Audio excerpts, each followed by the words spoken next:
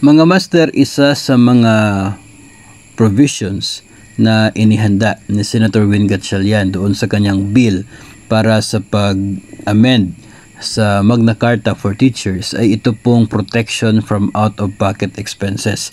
Kasi hindi po talaga natin madi-deny na talagang ito ay common nationwide, no? Yung mga guro na naglalabas ng pera out of their own pocket para sa ibang mga activities o kaya ay iba pong mga pangangailangan. So dito po sa Section 23 ng Senate Bill na ipinasa ni Senator Win Gatchalian, Protection from Out-of-Pocket Expenses, ito po ay magiging bahagi ng Magna Carta for Teachers if ever maging batas. No teacher shall be required to pay out of their personal finances for materials, facilities, services, or any other objects or activities necessary and related to the performance of their duties. Okay? So malinaw po 'yun, no? Basta kay related to the performance of their duties, hindi talaga pwede na i-require si teachers na gumastos out of their own personal finances.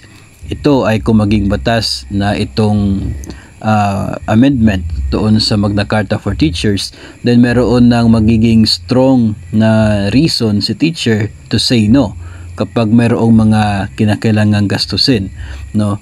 Ang sa atin lang, pwede naman pong nag-i-exist no any orders or something like that right now, pero mas matindi talaga kasi kapag meron talagang isa talagang batas, no, particular kapag Magna Carta for Teachers.